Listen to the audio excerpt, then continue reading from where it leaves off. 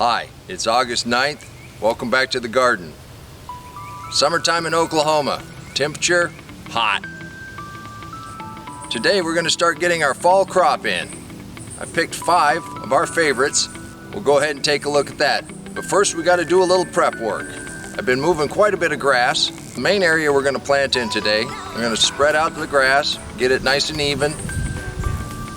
Take out any of the old vines that are done.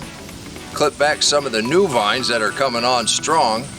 And the sweet potato vines don't need to be everywhere. It's okay to clip them back a little bit. That's something we're going to chase for the rest of the fall. I'll go through the prep and digging out the trenches pretty fast so I'm not boring you with it.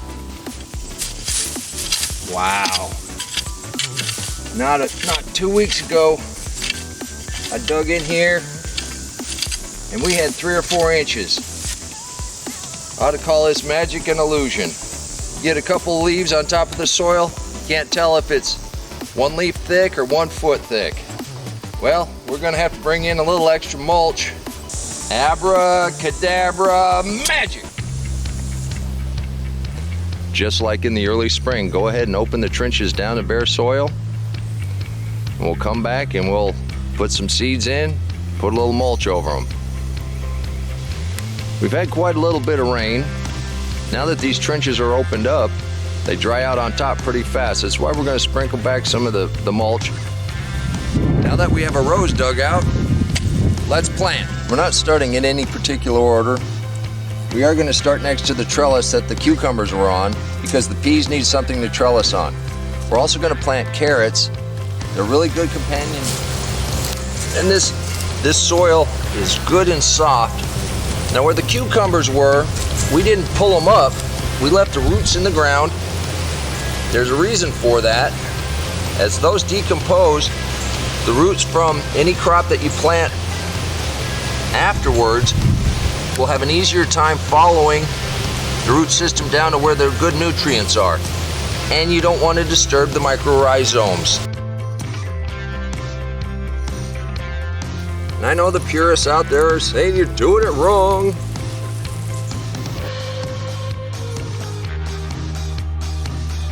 All right, now for the carrots, you don't have to do very much of anything. I've seen a new method, and we're going to try a little something. These are a lot smaller. You see how moist this soil is? Now I'm putting this in pretty heavy.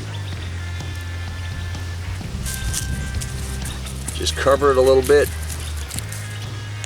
Now they're saying put a board on top to help them germinate. I'm not going to do that. I've cut some paper bags into strips.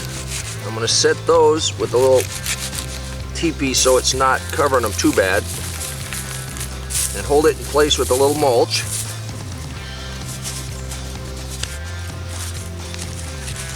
And we'll check them. And as they come up, then we'll remove this.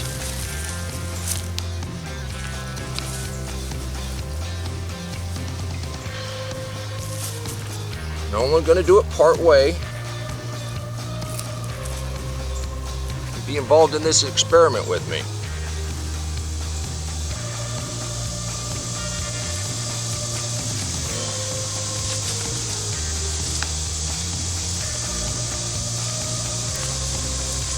See if this helps them germinate. I think it's the same principle as putting a board on it. Now this is just light cut grass, so it's not very much on it at all. I'm going to do an area without.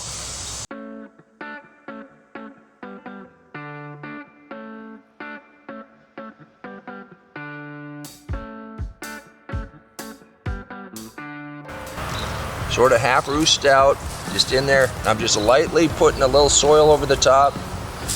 And I am going to cover all of this with grass. This is just a light little layer of grass to help hold in the moisture.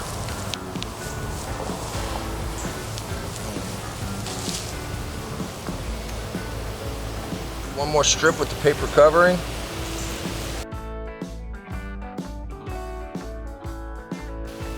A I'll come back this afternoon, put a little water on that if we need to, then we'll see what we get.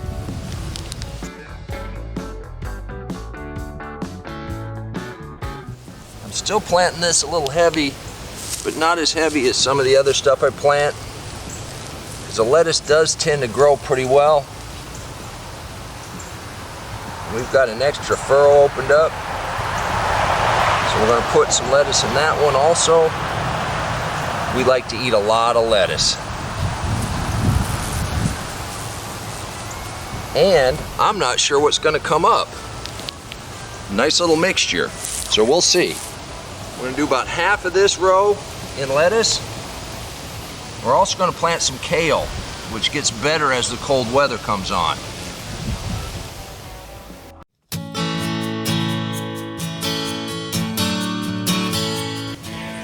Good soil contact, a little soil over the top.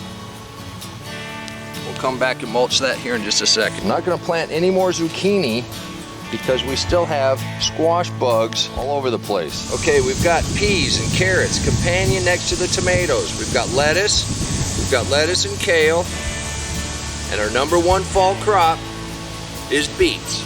Yes, I still have some beets in the ground, but you can never have enough beets. I'm going to plant these side by side,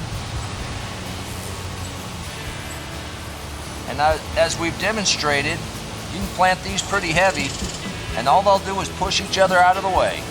You don't even have to thin them out.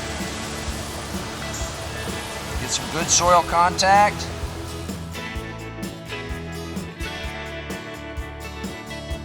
Your furrow doesn't have to be very deep at all. See how moist that is? And we'll cover this with mulch, and that'll help retain that moisture.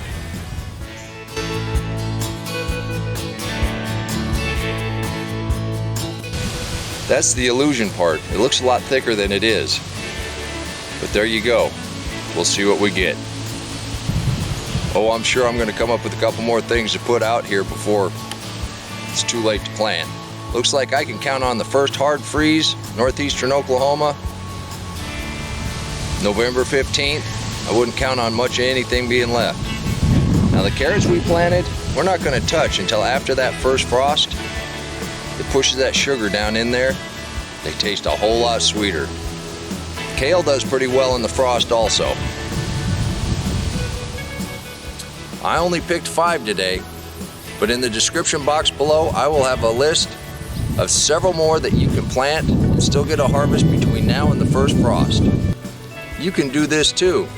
And since I don't have to weed, this is fun. What do you think is going to sprout first? Leave a comment down below. And if you want to see how we started planting early this spring, click those videos right there. Thank you for coming to the garden.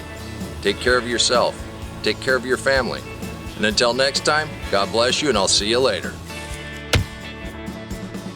Come on, let's plant. Let's go plant garden.